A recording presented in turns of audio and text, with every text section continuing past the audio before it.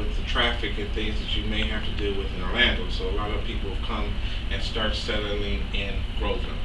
We have an exciting project that's going to be unleashed soon, and that's going to be the realignment of Highway 50, which is one of our major corridors that come into our town. Right now, Highway 50 goes right through our downtown. We have two one-way streets that go through our downtown, and we get roughly around 80,000 to 120,000 trucks alone that drive through our community in every day. This creates a very hustle and bustle community that's not very friendly for pedestrians walking to also conduct retail business in our community as well.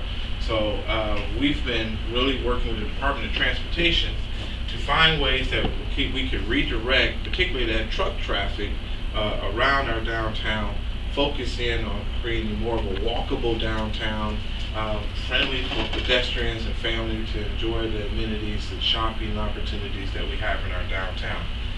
Currently, 50 comes through our downtown, and it's going to be realigned to be directed around our downtown, as this map shows.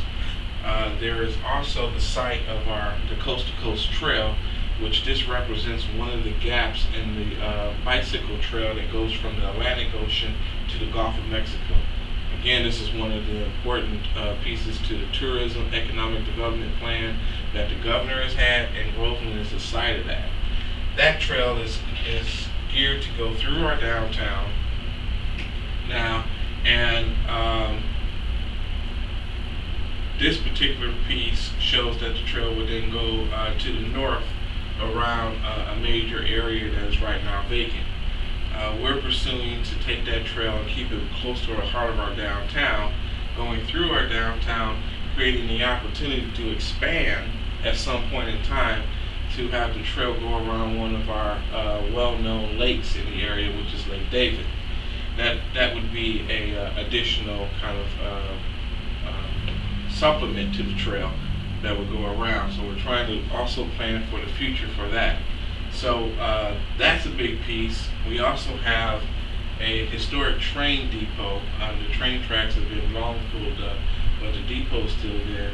We're looking to renovate that into a trailhead where we can have a potential bicycle shop, or a ice cream shop, or things of that nature that's going to appeal to people utilizing the trail.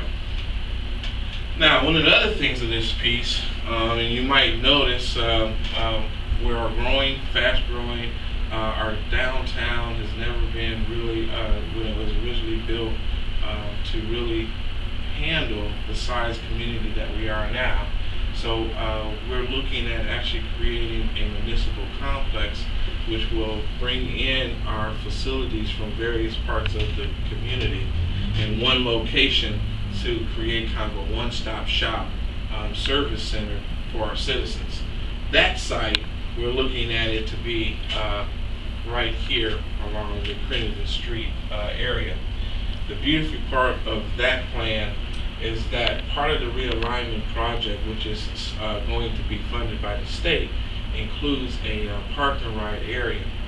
Well, by utilizing our municipal facility there, we'll be able to maximize the space of the parking area, as well as create opportunity for office space development, a center park area, and opportunity for a restaurant and other retail opportunities here. This will give us the opportunity to utilize our existing city hall, give us an opportunity to redevelop the old police and fire station plot of land, and we have a plan of doing this through a public-private partnership, which would have a zero impact on our taxpayers.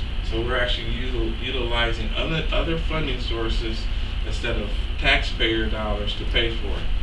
Let me explain how we can do that. First, the 50 realignment project is a state project. That project estimated to be around $32 million.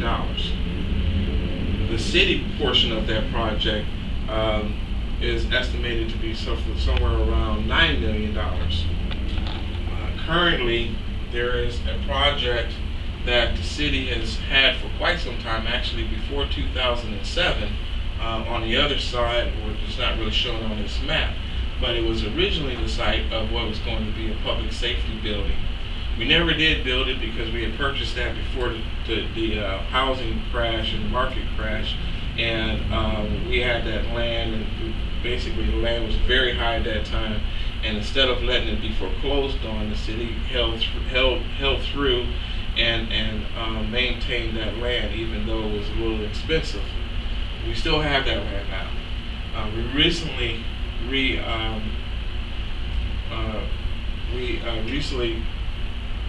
refinanced, that land, and now we're prepared to have that paid off by 2019.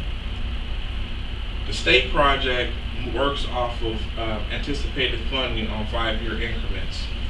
What we're proposing is that the state commit to us that this project will be funded by, their portion will be funded in the next 5 years.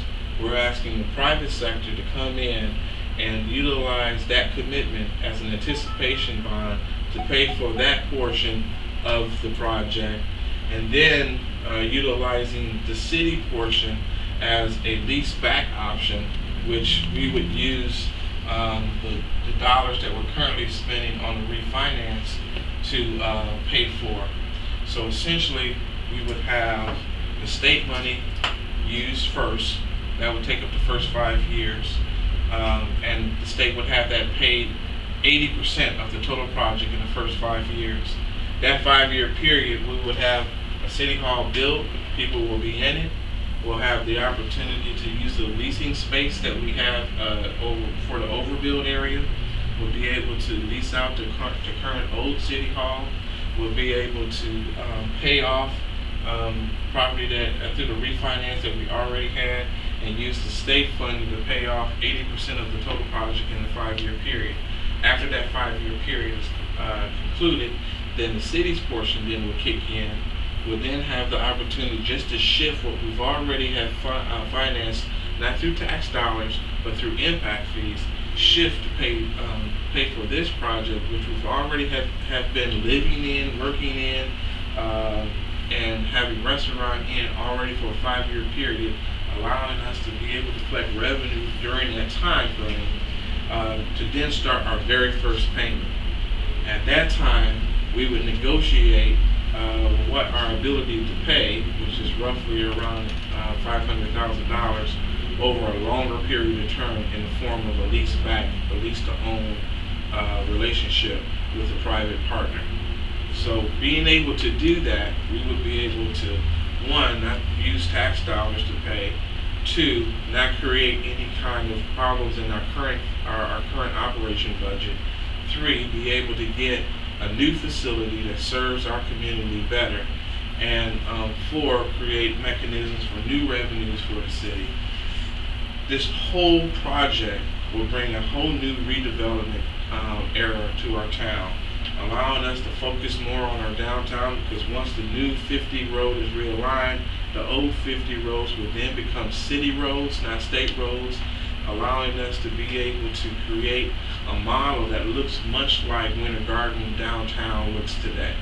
So we're very excited that we're moving forward in this way, and it does kind of go back into what we've been saying from the beginning, that Grovland is a city with a future, and this is an example of how we can grow. Thank you, Mr. Redmond. Before you leave, I got a couple of questions for you. Now, we realize that you haven't been here. How many years you been here so far now? I've been here a year and a half.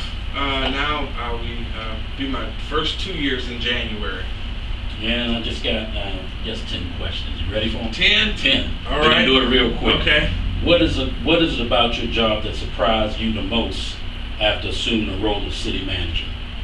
Well, I have been